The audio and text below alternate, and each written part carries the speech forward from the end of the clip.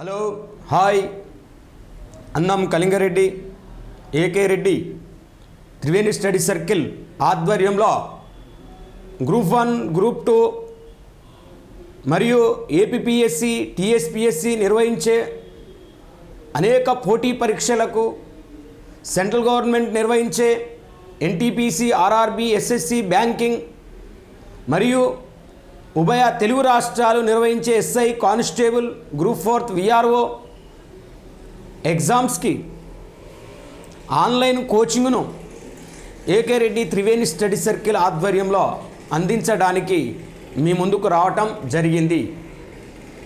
20 సంవత్సరాలు ఎకానమీలో సుదీర్ఘ అనుభవం కలిగి వేలాది మంది నిరుద్యోగులను ఉద్యోగులుగా తీర్చిదిద్దిన అన్నం కళింగారెడ్డి సార్ ఆధ్వర్యంలో ఆన్లైన్ క్లాసులను అందించడానికి ముందుకు రావటం జరిగింది. కాబట్టి ఈ ఆన్లైన్ క్లాసులు 3 తరహాలో ఉంటాయి. ఒకటి ఏపీపీఎస్సి గ్రూప్ 2 పేపర్ 3 150 మార్కులు.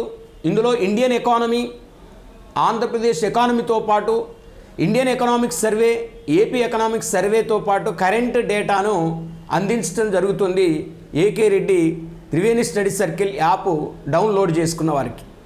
రెండవ package TSPSC Telangana state public service commission నిర్వహించే గ్రూప్ 2 పేపర్ 3 150 మార్కుల్లో ఇక్కడ భారతదేశ ఆర్థిక వ్యవస్థలో వచ్చే మార్పులు అంటే ఇండియన్ ఎకనామికల్ ప్రాబ్లం భారతదేశ ఆర్థిక వ్యవస్థ యొక్క సమస్యలు part 1, Telangana economy part 2, changes in economy part 3 మొత్తం 12 యూనిట్లు ఉంటాయి. టీఎస్పీఎస్సి గ్రూప్ 2కు గ్రూప్ 3కి సేమ్ సిలబస్ 150 మార్కులు. కాబట్టి వీటితో పాటు Indian economic survey, Telangana economic సర్వేతో పాటు కరెంట్ ఎకానమీ కూడా రెండో ప్యాకేజీలో అందించబడుతుంది. మూడో ప్యాకేజీ విషయానికి వస్తే SI, constable, JL, DL, group 1, group 4, group 3 మరియు పంచాయతీ కార్యదర్శులు, గ్రామ సచివాలయాలు, పురపాలక సంఘంలో పడే ఉద్యోగాలు, మున్సిపాలిటీలో పడే ఉద్యోగాలు, ఇతర బ్యాంకింగ్, ఎస్ఎస్సి మరియు ఎన్టీపీసీ ఆర్ఆర్బీ లాంటి పరీక్షల్లో జనరల్ స్టడీస్లో ఒక 20-25 మార్కులు ఎకానమీ నుంచి రావటం జరుగుతుంది. కాబట్టి దానికి సంబంధించిన మొత్తం టాపిక్లు నుంచి సమాచారంతో పాటు కరెంట్ ఎకానమీని కూడా యాప్ డౌన్లోడ్ చేసుకున్న వాళ్ళకి అందించడం జరుగుతుంది. మొత్తం 3 ప్యాకేజీల్లో ఈ ఆన్లైన్ కార్యక్రమం ఉంటుంది. కాబట్టి యాప్ రూపంలో అందించబడుతుంది. కాబట్టి ఎవరైతే AK Reddy Triveni study circle యాప్ను డౌన్లోడ్ చేసుకుంటారో వాళ్ళకు ఈ ఆన్లైన్ క్లాసులు అందించడం జరుగుతుంది. ఎప్పటికప్పుడు కరెంట్ ఎకానమీ సమాచారం కూడా అందించడం జరుగుతుంది. మనం ప్రధానంగా ఈరోజు డిస్కస్ చేసినట్లయితే బడ్జెట్ అనే టాపిక్ను పరిగణలోకి తీసుకుంటే బడ్జెట్ అనే టాపిక్ను మనం అధ్యయనం చేసినట్లయితే మెయిన్గా వాస్తవానికి ఈ బడ్జెట్ అనే టాపిక్ ఏ కాంపిటేటివ్ ఎగ్జామ్ రాసినా అన్ని పోటీ పరీక్షలకు ఈ బడ్జెట్ అనేది ఉపయోగపడుతుంది. బడ్జెట్ అనే టాపిక్ ప్రధానంగా ఉపయోగపడుతుంది. మరి ఇక్కడ మనం జనరల్గా ఒక్కసారి చూస్తే బడ్జెట్ రాబోయే ఆదాయం గురించి, చెయ్యబోయే ఖర్చు గురించి తెలియజేసే ఒక కోశ నివేదికనే బడ్జెట్ అంటారు. అంటే రాబోయే ఆదాయం గురించి, చెయ్యబోయే ఖర్చు గురించి తెలియజేసే ఒక కోశ నివేదికనే మనం బడ్జెట్ అంటాం. మరి కోశ నివేదిక బడ్జెట్ ఇక్కడ మనకు అంటే ఈ బడ్జెట్లో రూపాయి రాక ఎంత, రూపాయి పోక ఎంత అంటే 1 రూపాయకు 100 పైసలు అంటే గవర్నమెంట్కు 100 పైసల్లో దాని ద్వారా ఎంత ఆదాయం వస్తుంది, 100 పైసల్లో దేని మీద ఎంత ఖర్చు పెడుతుంది. అందుకే రాబోయే ఆదాయం గురించి, చెయ్యబోయే ఖర్చు గురించి తెలియజేసే ఒక కోశ నివేదిక, యాన్యువల్ రిపోర్టే మనం బడ్జెట్ అంటున్నాం. ఈ బడ్జెట్ అనే పదము మనం పరిగణలోకి తీసుకుంటే బగేటి అనే ఒక ఫ్రెంచి పదం నుండి ఉద్భవించింది. బగేటి అంటే తోలు సంచి అని అర్థం, లెదర్ బ్యాగ్ అని అర్థం. అంటే ఈ లెదర్ బ్యాగులో ఆర్థిక శాఖ మంత్రి బడ్జెట్ను పార్లమెంటుకు సమర్పిస్తాడు. ఇలాంటి బడ్జెట్ ప్రపంచంలో మొట్టమొదటిసారిగా 1773 సంవత్సరంలో బడ్జెట్ని ప్రపంచంలో తొలిసారిగా ఫ్రాన్స్ దేశం ప్రవేశపెట్టింది. ఫ్రాన్స్ దేశం తొలిసారిగా ప్రవేశపెడితే బడ్జెట్ను భారతదేశంలో 1860 సంవత్సరంలో లార్డ్ కానింగ్ వైస్రాయ్గా ఉన్నప్పుడు జేమ్స్ విల్సన్ అనే ఒక ఫైనాన్స్ మినిస్టర్ బడ్జెట్ను తొలిసారిగా భారతదేశంలో ప్రవేశపెట్టడం జరిగింది. మరి 1860లో మొదటిసారిగా భారతదేశంలో బడ్జెట్ ప్రవేశపెట్టడం జరిగింది అని చెప్తున్నాం. అయితే మనకు మొదటి నుంచి కూడా ఒకటే బడ్జెట్ ఉండేది.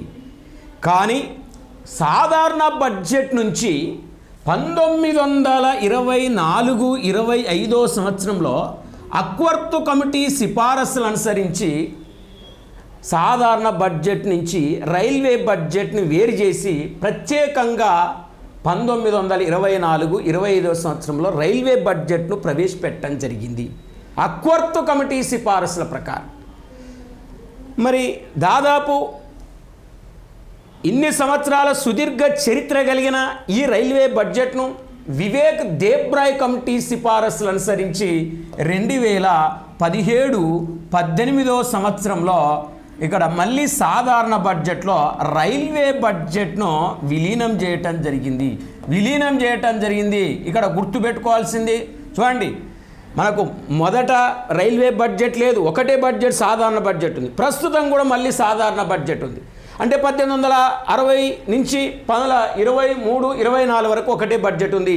24-25లో అక్వర్త్ కమిటీ సిఫారసులు అనుసరించి సాధారణ బడ్జెట్ నుంచి రైల్వే బడ్జెట్ను విడదీసి 94 సంవత్సరాల సుదీర్ఘ చరిత్ర కలిగిన రైల్వే బడ్జెట్ను 2017-18 సంవత్సరంలో వివేక్ దేబ్రాయ్ కమిటీ సిఫారసులు అనుసరించి మళ్ళీ సాధారణ బడ్జెట్లో కలిపేయటం జరిగింది. ఇప్పుడు దేశానికి ఒకటే బడ్జెట్ ఉంది. ఈ బడ్జెట్ 1860 నుంచి 98-99 సంవత్సరానికి సాయంత్రం 5 గంటల సమయానికి సమర్పించేవారు.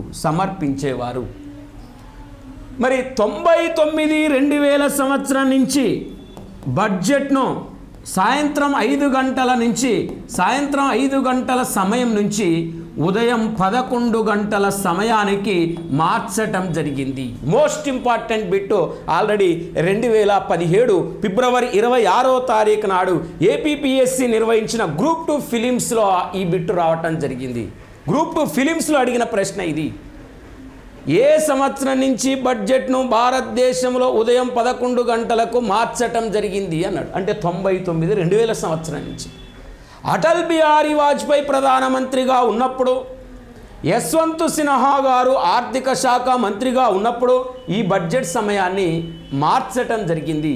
అంతేకాకుండా వాస్తవానికి బడ్జెట్ను ఫిబ్రవరి చివరి వారంలో సమర్పిస్తారు. దాదాపు మార్చి మొత్తం ఆ బడ్జెట్ మీద డిస్కస్ జరుగుతుంది పార్లమెంటు ఆమోదం పొందిన తర్వాత ఆ బడ్జెట్ ఏప్రిల్ 1 నుంచి అమల్లోకి వచ్చి మార్చి 31కి ఎండ్ అవుతుంది. భారతదేశ చరిత్రలో ఏప్రిల్ 1 నుంచి మార్చి 31 కాలాన్ని మనం ఫైనాన్షియల్ ఇయర్గా ఆర్థిక సంవత్సరంగా మనం ప్రకటిస్తాం.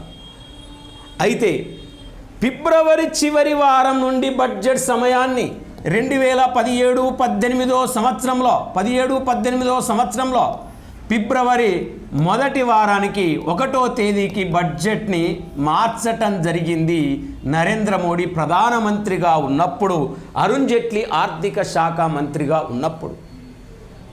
మరి వాస్తవానికి ఇప్పుడు 2021-22 బడ్జెట్, రాబోయే బడ్జెట్ 21-22 బడ్జెట్ కూడా రేపు 2021 ఫిబ్రవరి 1న ప్రవేశపెడతారు.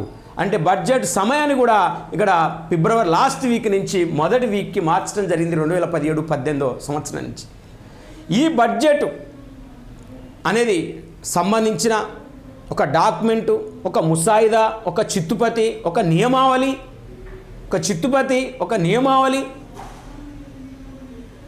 ఈ బడ్జెట్ ముసాయిదా డ్రాఫ్ట్ మొత్తం కూడా సంబంధించిన బడ్జెట్ పేపర్లు మొత్తం కూడా ఇక్కడ పార్లమెంట్లోని నార్త్ భవనంలో ముద్రిస్తారు. నార్త్ బ్లాక్ అనే భవనంలో ఈ బడ్జెట్ పేపర్లను ముద్రిస్తారు. ముద్రించి వాటిని బైండిల్స్ చేసి మూటగట్టి కార్మికుల ద్వారా పార్లమెంటు భవనం తీసుకొచ్చి ఎంపీలందరికీ ఒక కాపీ ఇస్తారు. అలా బడ్జెట్ ప్రక్రియ స్టార్ట్ అవుతుంది. బడ్జెట్ను తయారు చేసే అనేక మంది నిపుణుల బృందం ఉంటుంది. వాళ్ళు ఒక 4-5 నెలలు కష్టపడి బడ్జెట్ను తయారు చేస్తారు. అంటే దానికి రెవెన్యూ కార్యదర్శి ఉంటాడు, పన్నుల కార్యదర్శి ఉంటాడు, ప్రత్యక్ష పన్నుల కార్యదర్శి ఉంటాడు, పరోక్ష పన్నుల కార్యదర్శి ఉంటాడు. రకరకాల నిర్మలా సీతారామన్ తెర వెనుక అనేక మంది బడ్జెట్ నిపుణుల బృందం ఈ బడ్జెట్ను ఒక రాష్ట్ర ప్రక్రియలో రూపొందించిన బడ్జెట్ పేపర్లను పార్లమెంట్లోని నార్త్ బ్లాక్ భవనంలో ముద్రిస్తారు. కానీ ఈసారి 2021-22 బడ్జెట్ పేపర్లను ముద్రించటం లేదు. ఎందుకంటే కరోనా సంభవించిన నేపథ్యంలో ఈసారి బడ్జెట్ పేపర్లను ముద్రించడం లేదు. జనరల్గా ఎంపీలకు ఒక చిత్తుపతి ఒక డాక్యుమెంట్స్ రూపంలో ఒక కాపీ రూపంలో అందిస్తారు. అంతేకాకుండా బడ్జెట్ సమర్పించబోయే ముందు ఆర్థిక శాఖ మంత్రివర్యులు ఎంపీలందరికీ ఒక స్వీటు వంటకాన్ని ఇస్తాడు. ఆ స్వీటు వంటకమే ఏంటిది అంటే మనం వాస్తవానికి చూస్తే ఇక్కడ ఆల్వా అనే ఒక స్వీటు వంటకాన్ని ఇస్తారు. ఆల్వా అనే ఒక స్వీటు వంటకాన్ని ఎంపీలకు ఇచ్చి బడ్జెట్ను ఆర్థిక శాఖ మంత్రి పార్లమెంటులో ప్రవేశపెడతాడు. కానీ ఈసారి కరోనా ఉన్నది కాబట్టి భారతదేశంలో ఆల్వా అనే స్వీటు వంటకాన్ని కూడా ఎంపీలకు ఇవ్వట్లేదని మనకు సమాచారం అందింది. మరి ఆ విధంగా ఆర్థిక శాఖ మంత్రి వర్యులు బడ్జెట్ను లోక్సభలో ప్రవేశపెడతాడు. వాస్తవానికి బడ్జెట్ అనేది ఒక ద్రవ్య బిల్లు కాబట్టి లోక్సభ ఆమోదిస్తే సరిపోతుంది. దానికి రాజ్యసభ ఆమోదం పొందవలసిన అవసరం లేదు. మరి ఈ విధంగా బడ్జెట్ లోక్సభలో ప్రవేశపెడితే చెప్పినాం కదా, ఫిబ్రవరి లాస్ట్ వీక్ నుంచి మొదటి వీక్ మార్చారు. దాదాపు ఈ పార్లమెంట్ ఆమోదం పొందిన తర్వాత అది April 1 నుంచి అమల్లోకి వచ్చి March 31 ఎండ్ అవుతుంది. ఇది బడ్జెట్ సంబంధించింది. భారత రాజ్యాంగంలో 112వ నిబంధన ప్రకారం ఆర్థిక శాఖ మంత్రివర్యులు లోక్సభలో బడ్జెట్ ప్రవేశపెడతాడు. మరి వాస్తవానికి చర్చ లేకుండా బడ్జెట్ ఆమోదం పొందితే దాన్ని గిల్టెన్ అంటారు. వాస్తవానికి బడ్జెట్లో మొత్తం 109 డిమాండ్లు ఉంటాయి. 103 డిమాండ్లు సాధారణ డిమాండ్లు ఉంటాయి. ఇక్కడ 6 డిమాండ్లు రక్షణకు సంబంధించిన డిమాండ్లు ఉంటాయి. బడ్జెట్లో మొత్తం ఉండే డిమాండ్లు 109 డిమాండ్లు ఉంటే ఈ 109 డిమాండ్లో ఇక్కడ జనరల్గా మనం ఒకసారి చూస్తే రక్షణకు సంబంధించిన డిమాండ్లు 6 ఉంటాయి. ఇక్కడ సాధారణ డిమాండ్లు 103 ఉంటాయి. మొత్తం 109 డిమాండ్లు ఉంటాయి. ఇక్కడ మనం జనరల్గా బడ్జెట్ను అనాలిసిస్ చేసినట్లయితే భారతదేశ తొలి ఆర్థిక మంత్రి ఎవరంటే లియాఖత్ అలీ ఖాన్. భారతదేశ మొట్టమొదటి ఫైనాన్స్ మినిస్టర్ ఎవరంటే లియాఖత్ అలీ ఖాన్. మరి లియాఖత్ అలీ ఖాన్ మొట్టమొదటి ఫైనాన్స్ మినిస్టర్గా మనం చెప్తున్నాం. ఈయన జేమ్స్ విల్సన్ 1860 సంవత్సరంలో మొదటిసారిగా బడ్జెట్ ప్రవేశపెట్టిన వ్యక్తి ఈయన జేమ్స్ విల్సన్. దీని తర్వాత మనం చూస్తే ఇక్కడ మనం నెక్స్ట్ అంశాన్ని మనం పరిగణలోకి తీసుకుంటే ఈయన యశ్వంత్ సిన్హా గారు. దీని తర్వాత మనం చూస్తే ఈయన మరి షణ్ముఖం శెట్టి గారు. షణ్ముఖం శెట్టి ఆన్సర్ ఎప్పుడు చేయాలి, లియాఖత్ అలీ ఖాన్ ఎప్పుడు చేయాలంటే భారతదేశ తొలి ఆర్థిక మంత్రి ఎవరంటే లియాఖత్ అలీ ఖాన్. మరి లియాఖత్ అలీ ఖాన్ వాస్తవానికి 1946-47 సంవత్సరంలో భారతదేశంలో బడ్జెట్ ప్రవేశపెట్టడం జరిగింది. మరి 46-47 అంటే అప్పటికి స్వాతంత్రం రాలేదు.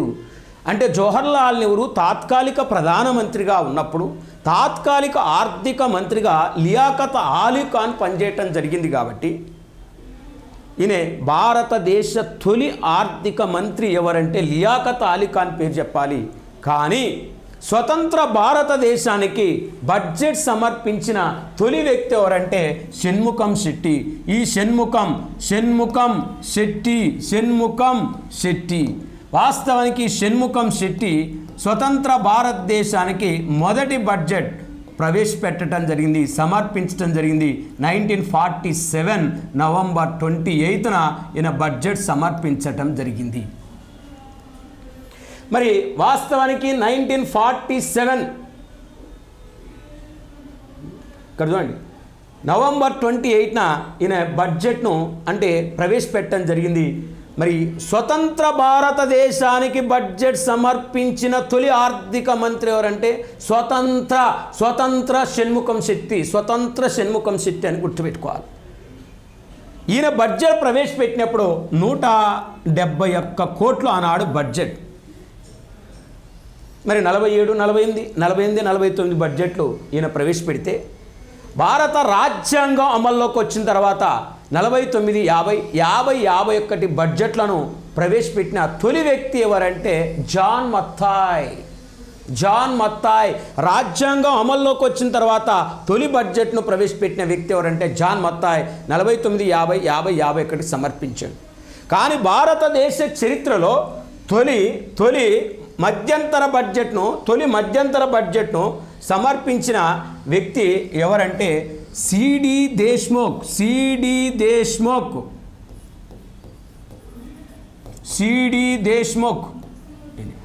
1951-52 కాలానికి ఈయన బడ్జెట్ ప్రవేశపెట్టడం జరిగింది. 1951-52 కాలానికి ఈయన బడ్జెట్ ప్రవేశపెట్టడం జరిగింది సిడి దేశ్ముఖ్. అంటే అతివృష్టి కానీ, అనావృష్టి కానీ, ఎన్నికలు కానీ, రాజకీయ సంక్షోభం కానీ సంభవించినప్పుడు ఒక సంవత్సరంలో 2 బడ్జెట్లు ప్రవేశపెడితే దాన్నే మధ్యంతర బడ్జెట్ అంటారు, దాన్ని ఇంటర్మీడియట్ బడ్జెట్ అంటారు, దాన్ని ప్రొవిజనల్ బడ్జెట్ అంటారు, దాన్ని తాత్కాలిక బడ్జెట్ అంటారు. మరి ఈ తాత్కాలిక బడ్జెట్ను తొలిసారిగా సిడి దేశ్ముఖ్ 51, 52లో సమర్పించడం జరిగింది. ఎందుకంటే భారతదేశంలో లోక్సభకు మొదటిసారిగా 1952లో ఎన్నికలు జరిగినాయి కాబట్టి తొలి మధ్యంతర బడ్జెట్ను సిడి దేశ్ముఖ్ సమర్పించడం జరిగింది. మరి షణ్ముఖం శెట్టి కాంచి ఇలా 2021-22 బడ్జెట్ను సమర్పించబోతుంది నిర్మలా సీతారామన్ గారు. మరి 47-48 నుంచి 2021-22 వరకు ఇప్పటి వరకు ఎక్కువ సార్లు బడ్జెట్ సమర్పించిన ఆర్థిక శాఖ మంత్రి ఎవరంటే మొరార్జీ దేశాయ్ గారు 10 బడ్జెట్లను సమర్పించడం జరిగింది. 10 బడ్జెట్లను సమర్పించడం జరిగింది మొరార్జీ దేశాయ్ గారు. ఈయన 1964 ఫిబ్రవరి 29, 1968 ఫిబ్రవరి 29న ఈయన పుట్టిన రోజున 2 సార్లు బడ్జెట్ సమర్పించటం జరిగింది. అంటే 2017-18కి పూర్వం బడ్జెట్ను ఫిబ్రవరి చివరి వారంలో సమర్పించేవారని చెప్పినాం. మరి మొరార్జీ దేశాయ్ గారి యొక్క బర్త్డే ఫిబ్రవరి 29 కాబట్టి మరి ఆ రోజు ఎంపీలకు ఆల్వానే స్వీట్ వంటకం ఇచ్చి బడ్జెట్ ఖర్చు, బర్త్డే ఖర్చు కలిసి వచ్చే విధంగా ఫిబ్రవరి 29న ఆయన బడ్జెట్ 2 సార్లు అవకాశం వచ్చింది. ఆ 2 సార్లు 10లో ఆ 2 సార్లు ఆయన బర్త్డే రోజు బడ్జెట్ సమర్పించడం జరిగింది. మరి మొరార్జీ దేశాయ్ గారు. మొరార్జీ దేశాయ్ తర్వాత భారతదేశంలో ఎక్కువ సార్లు బడ్జెట్ సమర్పించిన వ్యక్తి చిదంబరం గారు 9 సార్లు సమర్పించారు. మరి చిదంబరం గారు 9 సార్లు సమర్పించారని చెప్తున్నాం. తర్వాత వైవి చవాన్, సిడి దేశ్ముఖ్, ప్రణబ్ ముఖర్జీ, వైవి చవాన్, సిడి దేశ్ముఖ్, మన్మోహన్ సింగ్ వీళ్ళు 7 సార్లు బడ్జెట్ను సమర్పించటం జరిగింది. 3వ వ్యక్తులు వాళ్ళు.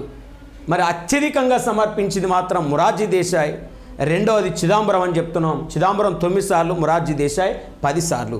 కానీ దేశ చరిత్రలో ఒక రాష్ట్ర స్థాయి బడ్జెట్ను ఎక్కువ సార్లు సమర్పించిన వ్యక్తి ఎవరంటే వీరభద్ర సింగ్, హిమాచల్ ప్రదేశ్ ఆర్థిక శాఖ మంత్రి.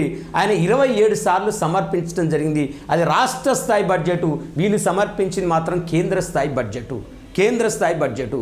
దీని తర్వాత మనం పరిగణలోకి తీసుకుంటే అధ్యయనం చేసినట్లయితే మరి అతి తక్కువ కాలం ఫైనాన్స్ మినిస్టర్గా పనిచేసిన వ్యక్తి ఎవరంటే జస్వంత్ సింగ్, కేవలం 13 రోజులు మాత్రమే. అటల్ బిహారీ వాజ్పేయి గవర్నమెంట్ ఉన్నప్పుడు 1998లో అటల్ బిహారీ వాజ్పేయి కూడా అతి తక్కువ కాలం ప్రధానమంత్రిగా 13 రోజులే చేయటం జరిగింది. ఈయన హయాంలో ఆర్థిక మంత్రిగా ఉన్న జస్వంత్ సింగ్ జస్ట్ 13 రోజులే ఆర్థిక శాఖ మంత్రిగా పనిచేయటం జరిగింది. దీని తర్వాత మనం ఒక్కసారి అధ్యయనం చేసినట్లయితే మరి బడ్జెట్ అనేది ఒక ప్రక్రియ, ఒక రాష్ట్ర ప్రక్రియ. అలాంటిది 1977-78 సంవత్సరంలో మొరార్జీ దేశాయ్ ప్రధానమంత్రిగా ఉన్నప్పుడు పటేల్ అనే ఆర్థిక శాఖ మంత్రి బడ్జెట్ను 800 పదాల్లో ముగించటం జరిగింది. అతి తక్కువ సమయంలో బడ్జెట్ చదివిన వ్యక్తి ఎవరంటే పటేల్ 77-78 సంవత్సరంలో. మరి 77-78 సంవత్సరంలో పటేల్ కేవలం 800 పదాల్లో బడ్జెట్ చదివితే భారతదేశ చరిత్రలో అత్యధిక పదాల్లో బడ్జెట్ చదివిన వ్యక్తి ఎవరంటే మన్మోహన్ సింగ్గా మనం చెప్పుకోవచ్చు. మన్మోహన్ సింగ్గా మనం పేరు చెప్పుకోవచ్చు. ఇక్కడ మనం మన్మోహన్ సింగ్ను మనం పరిగణలోకి తీసుకుంటే ఇక్కడ మన్మోహన్ సింగ్ 1991-92లో దాదాపు 18,520 పదాల్లో ఎక్కువ పదాల్లో బడ్జెట్ చదివిన తొలి వ్యక్తిగా మనం మన్మోహన్ సింగ్ను గుర్తుపెట్టుకోవాలి. మన్మోహన్ సింగ్ యొక్క ఘనత ఏంది? ఆర్బీఐ గవర్నర్ అయిండు, ఆర్థిక శాఖ మంత్రి అయిండు, భారతదేశానికి ప్రధానమంత్రి అయిండు. ఆర్బీఐ గవర్నర్ నుంచి ఆర్థిక శాఖ మంత్రి పదవి చేపట్టి ప్రధానమంత్రి అయిన వ్యక్తి మన్మోహన్ సింగ్. అతి ఎక్కువ పదాల్లో బడ్జెట్ చదివిన వ్యక్తి కూడా మన్మోహన్ సింగ్.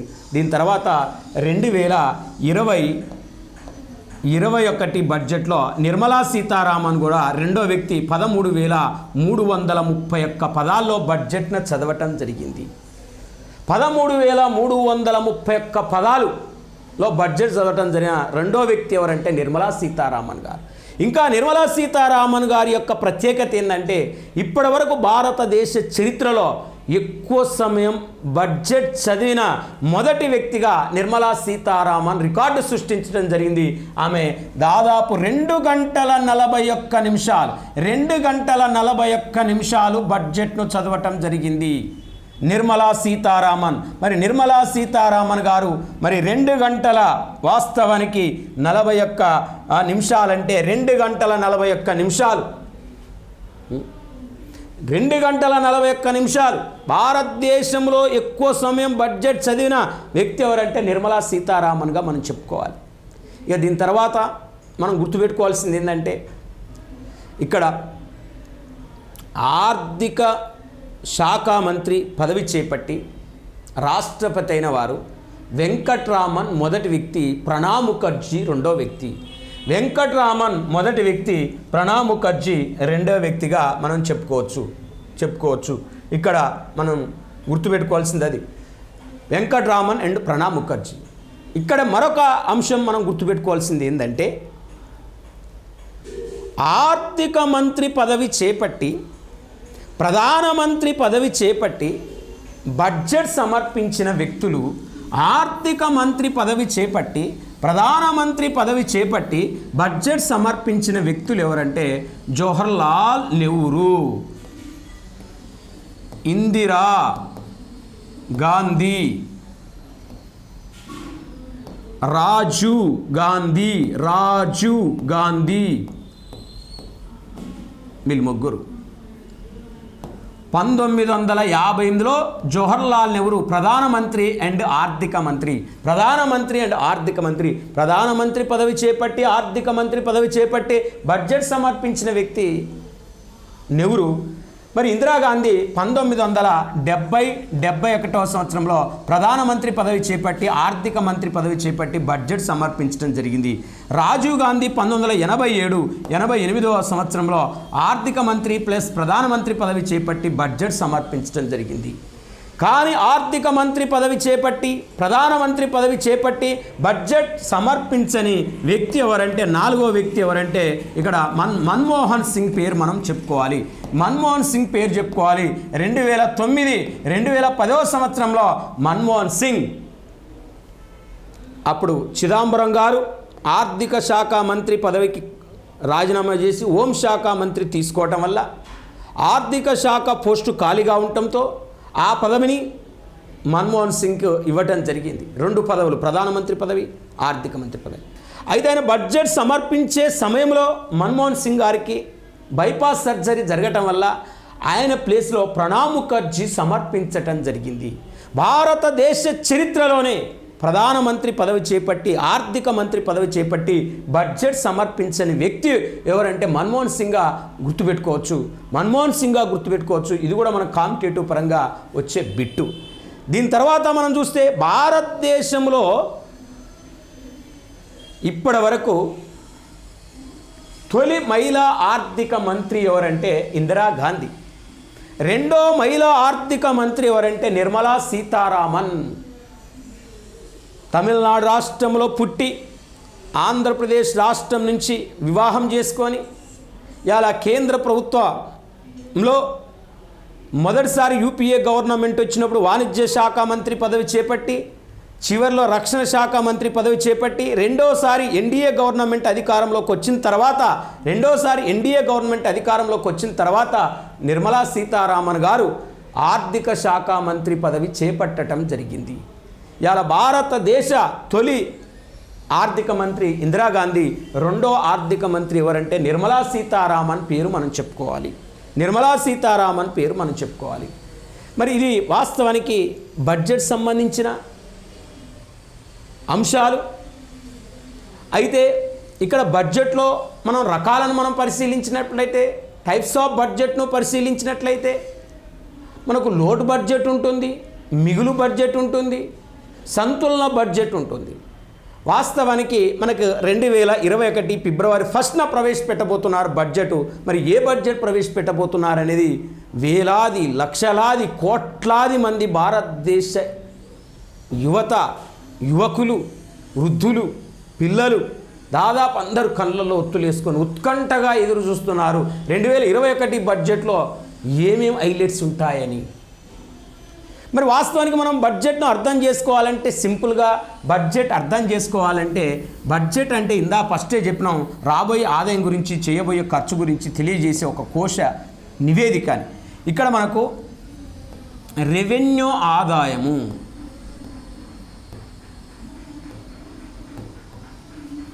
నెంబర్ 2 మూలధన ఆదాయము,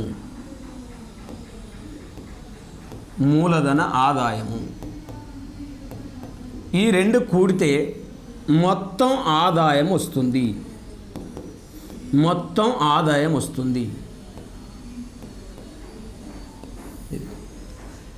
ఇక్కడ మనకు రెవెన్యూ వ్యయము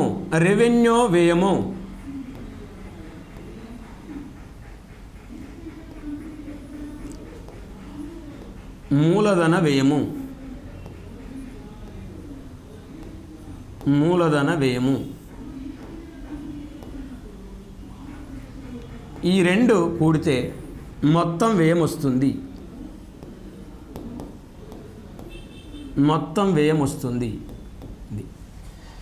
అంటే ఇది ఆదాయము, అది ఖర్చు. రాబోయే ఆదాయం గురించి, చేయబోయే ఖర్చు గురించి తెలియజేసే ఒక కోశ నివేదికనే బడ్జెట్ అని. అంటే మొత్తం ఆదాయం కంటే, ఇక్కడ మొత్తం ఆదాయం కంటే లోడ్ బడ్జెట్ అనాలి అంటే ఇక్కడ సింపుల్గా మనం ఫైండ్ అవుట్ చేయవలసింది, లోటు ఉంది అంటాం. లోడ్ బడ్జెట్ అనాలంటే ఇక్కడ మొత్తం ఆదాయము కంటే మొత్తం వ్యయం ఎక్కువ ఉండటం. ఇది వాస్తవానికి లోడ్ బడ్జెట్. మొత్తం ఆదాయం కంటే మొత్తం వ్యయం ఎక్కువ ఉంటే దాన్ని లోడ్ బడ్జెట్ అంటారు. మొత్తం ఆదాయం కంటే మొత్తం వ్యయం ఎక్కువ ఉంటే దాన్ని లోడ్ బడ్జెట్ అంటారు. సింపుల్గా మొత్తం వ్యయం కంటే మొత్తం ఆదాయం తక్కువ ఉన్న లోడ్ బడ్జెటే, మొత్తం ఆదాయం కంటే మొత్తం వ్యయం ఎక్కువ ఉన్న లోడ్ బడ్జెటే. అదే మనం వాస్తవానికి మిగులు బడ్జెట్ అనాలి అంటే ఇక్కడ వాస్తవానికి మిగులు బడ్జెట్ అని దేన్ని అంటామంటే ఇక్కడ మొత్తం ఆదాయము కంటే మొత్తం వేము తక్కువ ఉండటం. ఇక్కడ సింపుల్గా మొత్తం వేము కంటే మొత్తం ఆదాయం ఎక్కువ ఉండటం, మొత్తం ఆదాయం ఎక్కువ ఉండి మొత్తం వేము తక్కువ ఉంటే దాన్ని మిగులు బడ్జెట్ అంటారు. ఇక్కడ మనం చూస్తే సంతులన బడ్జెట్ అంటే సర్ప్లస్ బడ్జెట్ అంటే వాస్తవానికి మొత్తం ఆదాయము మొత్తం వ్యయము సమానంగా ఉండటం, మొత్తం ఆదాయము మొత్తం వ్యయము సమానంగా ఉంటే దాన్ని సంతులన బడ్జెటు అంటారు. మరి ఈ విధంగా మనకు మెయిన్గా ఏ కాంపిటేటివ్ ఎగ్జామ్ రాసినా దీని మీద మనకు కంపల్సరీ బిట్ వస్తుంది కాబట్టి సింపుల్గా మనం 3 బడ్జెట్లు, లోడ్ బడ్జెట్, మిగులు బడ్జెట్, సంతులన బడ్జెట్ మనం చెప్పుకుందాం. లోటు ఉంది అంటే ఆదాయం కంటే ఖర్చు ఎక్కువ ఉండటం అంటే, మిగులు ఉందంటే ఆదాయం ఎక్కువ ఉంది, ఖర్చు తక్కువ ఉంది. మన లోటు లేదు, మిగులు లేదు, ఆడికి నడుతుంది నా బండి అంటే ఆదాయ వ్యయాలు సమానంగా ఉన్నాయి, రాకపోకలు సమానంగా ఉన్నాయని అర్థం. మరి ఈ విధంగా లోడ్ బడ్జెట్, మిగులు బడ్జెట్, సంతులన బడ్జెట్ అని చెప్తే మరి మధ్యంతర బడ్జెట్, దాన్నే ఓటాన్ అకౌంటు, దాన్నే తాత్కాలిక బడ్జెట్ అంటున్నాం, దాన్నే ప్రొవిజనల్ బడ్జెట్ అంటాం. అతివృష్టి కానీ అనావృష్టి కానీ ఎన్నికలు కానీ రాజకీయ సంక్షోభాలు కానీ సంభవించినప్పుడు సమర్పించే బడ్జెట్ను దాన్ని ఓటాన్ అకౌంట్ అంటాం. మరి ఎన్నికల ముందు ఒక బడ్జెట్ ఉంటుంది, ఎన్నికల తర్వాత ఒకటి ఉంటుంది కాబట్టి దాన్ని ఓటాన్ అకౌంట్ అంటాం. మరి ఆ విధంగా మనం చెప్పుకుంటాం. దీని తర్వాత ఈ మధ్య కాలంలో ప్రపంచ దేశాల్లో వెలుగులోకి వస్తున్న బడ్జెట్ ఏందంటే జీరో బేస్డ్ బడ్జెట్ అండి. జీరో బేస్డ్ బడ్జెట్ అంటే జీరో బేస్డ్ బడ్జెట్.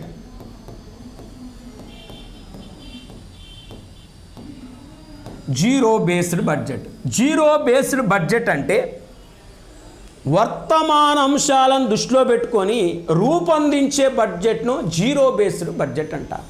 ఇవాళ ఒక దేశం కానీ ఒక రాష్ట్రం కానీ ఎదుర్కొంటున్న సమస్యలు ఏంటి, ఆ వర్తమాన అంశాలు వర్తమాన సమస్యలను దృష్టిలో పెట్టుకొని రూపొందించే బడ్జెట్ను జీరో బేస్డ్ బడ్జెట్ అంటారు. మొదటిసారిగా దీన్ని 1960 సంవత్సరంలో అమెరికాలో రక్షణ శాఖలో దీన్ని ప్రవేశపెట్టారు. 1962 సంవత్సరంలో అమెరికాలో వ్యవసాయ శాఖలో ప్రవేశపెట్టారు. 1969 సంవత్సరంలో మొత్తానికి అమెరికా జీరో బేస్డ్ బడ్జెట్ను ప్రవేశపెట్టింది. జిమ్మీ కార్టర్ అమెరికా అధ్యక్షుడిగా ఉన్నప్పుడు జీరో బేస్డ్ బడ్జెట్ను ప్రవేశపెట్టడం జరిగింది.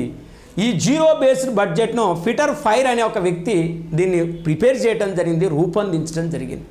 కానీ భారతదేశంలో 1986-87 సంవత్సరంలో తొలిసారిగా జీరో బేస్డ్ బడ్జెట్ను ప్రవేశపెట్టడం జరిగింది. రాజీవ్ గాంధీ ప్రధానమంత్రిగా ఉన్నప్పుడు విశ్వనాథ్ ప్రతాప్ సింగ్ ఆర్థిక మంత్రిగా ఉన్నప్పుడు తొలిసారిగా జీరో బేస్డ్ బడ్జెట్ను ప్రవేశపెట్టడం జరిగింది. మరి ఇది వాస్తవం జీరో బేస్డ్ బడ్జెట్ అండి. ఇంకా మనకు స్థిర బడ్జెట్, చర బడ్జెట్, లెమ్డాక్ బడ్జెట్, కుంటే బాత్ బడ్జెట్లు ఉంటాయి. మన కాంపిటేటివ్ పరంగా అడిగే బడ్జెట్లు 5 రకాలు ఉంటాయి. మరి ఇక్కడ డెఫిసిట్స్ మనం తీసుకుంటే, లోట్లు మనం తీసుకుంటే ఇక్కడ జనరల్గా డెఫిసిట్స్, లోట్లు రకాలు, టైప్స్ ఆఫ్ డెఫిసిట్ తీసుకుంటే రెవెన్యూ లోటు అంటారు.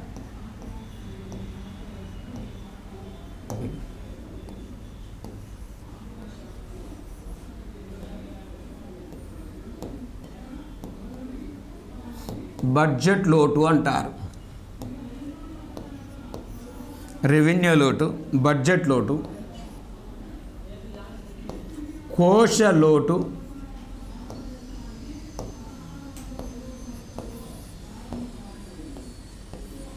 ప్రాథమిక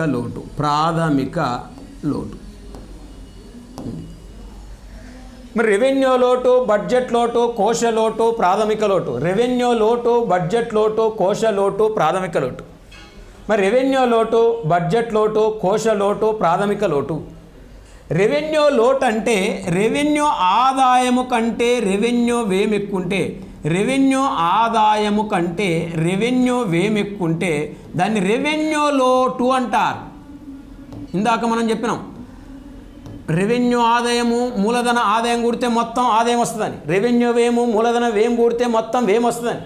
రెవెన్యూ ఆదాయం కంటే రెవెన్యూ వ్యయం ఎక్కువ ఉంటే దాన్ని రెవెన్యూ లోటు అంటాం. ఇక్కడ బడ్జెట్ లోటు అంటే ఇక్కడ మొత్తం ఆదాయము కంటే ఇక్కడ మొత్తం వ్యయం ఎక్కువ ఉండటం, మొత్తం వ్యయం ఎక్కువ ఉంటాం. అంటే వాస్తవానికి ఇందులో చూడండి మీరు ఒకసారి, ఇందులో రెవెన్యూ ఆదాయం ఉంది, మూలధన ఆదాయం ఉంది, ఇందులో రెవెన్యూ వ్యయం ఉంది, మూలధన వ్యయం ఉంది. మొత్తం ఆదాయం కంటే మొత్తం వ్యయం ఎక్కువ ఉంటే బడ్జెట్ లోటు అంటున్నాం. ఈ బడ్జెట్ లోటుకు మనం అప్పులను కూడితే కోశ లోటు వస్తుంది. అప్పులను కూడితే కోశ లోటు వస్తుంది. అంటే బడ్జెట్ లోటుకు అప్పులు యాడ్ చేస్తే మరి కోశ లోటు వస్తుంది. అయితే వాస్తవానికి ఒక దేశ ఆర్థిక వ్యవస్థ యొక్క సామర్థ్యాన్ని తెలుసుకోవాలంటే కోశ లోటు తెలుసుకోవాలి.